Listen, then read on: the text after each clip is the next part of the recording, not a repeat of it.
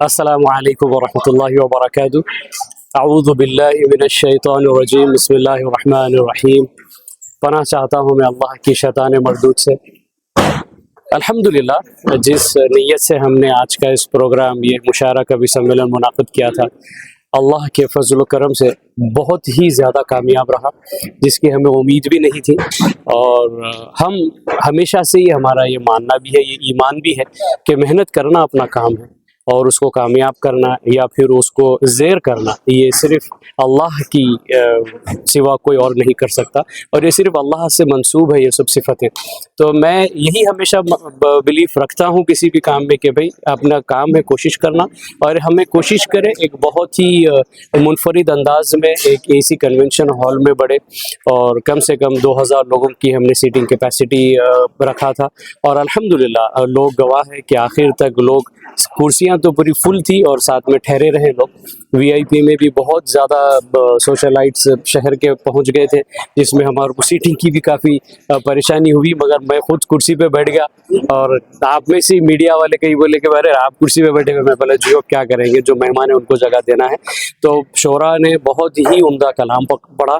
اور مشاعرہ over all اگر آپ دیکھا جائے تو یہ بہت ہی کامیاب رہا۔ ہمارا یہ جشن آزادی کا عنوان اسی طریقے سے تھا کہ ہم یہ آج کا ایک دن کا مشاعرہ نہیں تھا، یہ 4 گھنٹے کا مشاعرہ نہیں تھا، ہم ایک فیسٹیول کی طرح، ایک سیلیبریشن کی طرح پورے ویک سے سیلیبریٹ کر رہے ہیں، تو جس میں اسکول کمپٹیشنز بھی ہوئے ہیں، اور وہ اسکول کمپٹیشنز کے آج پرائز ڈسٹریبیوشن بھی تھا۔ تو 4 بجے سے ہی یہ ہال پورا کھچا کھچ پیک تھا، اسٹوڈنٹس آئے، اسٹوڈنٹس کو پرائز ڈسٹریبیوشن ہوا، پھر اس کے بعد میں 1 گھنٹے کا بریک تھا، پھر اس کے بعد میں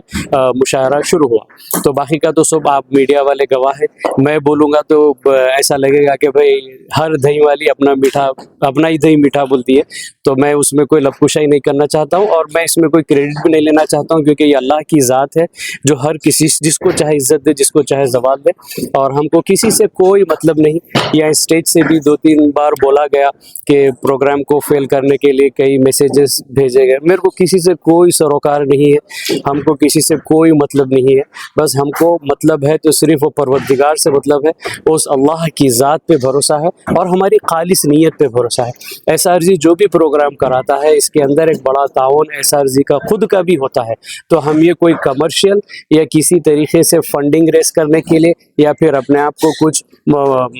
بزنس بنانے کے لیے نہیں کرتے، تو ہم کو کسی کا ڈر بھی نہیں ہے، اور الحمدللہ اللہ نے اتنی عزتوں سے نوازا۔ یہ ہال جس کی کیپیسٹی 2000 کی تھی، 2000 لوگ آنے کے بعد ابل پڑا تھا، اور لوگوں نے بہت مزہ کیا۔ کہاں سے آج شاعر نے حصہ لیا؟ شاعروں میں صدر فہرست تھے ندیم فاروق جو لکھنؤ سے آئے تھے، اور عادل رشید جو دلی سے آئے ہوئے تھے، پھر اس کے بعد میں تبریز منور رانا لکھنؤ سے آئے ہوئے تھے، راحت اندوری اندور سے آئے ہوئے تھے، جہاز دیوبندی پھر دلی سے کہیں اندر تھوڑا کوئی تعلقے سے آئے ہوئے تھے، ہمانشی باورا آئے ہوئے تھے راجستھان کی طرف سے، مانیکا دوبے آئی ہوئی تھی۔ تو یہ پورا ایک ملا جلا ہندوستان تھا جو بڑا خوبصورت منظر پیش کر رہا تھا اسٹیج کے اوپر، اور ندیم فاروق کی جیسے ہمیشہ ہوتی ہے بہت ہی لاجواب نظامت تھی، اور پورے شاعروں نے شروع سے لے کے آخر تک، اور ہمارا ہر پروگرام میں خالی مشاعرہ ہی نہیں، قرآن کے بھی پروگراموں میں ہمارا یہ کوشش رہتی ہے کہ نئے بچوں کو تھوڑا آگے بڑھائیں اور پروموٹ کریں۔ تو آج کے مشاعرے میں بھی 3-4 نئے شعراء نے بھی کلام پڑھا، اور بہت لوگوں نے پسند کیا اس کو، اور سردار سلیم صاحب کا صدارتی خطاب جو تھا بعد میں، اور ان کی جو شاعری تھی بہت ہی بڑھیا، بہت ہی عمدہ، اور یعنی لوگوں نے بہت ہی اس کو سراہا اور بہت پسند کیا، اور یہ کہا بھی کہ بھئی واقع اگر صدارت کسی اگر مشاعرے کی ہو تو ایسے ہونی چاہیے، تو بہت ہی عمدہ ان کا کلام رہا۔ تو صدارتی اس مشاعرے کے صدر سردار سلیم صاحب تھے، اور اس مشاعرے میں دبئی سے جشن اردو کے بانی سید فرحان واسطی صاحب بھی موجود تھے، اور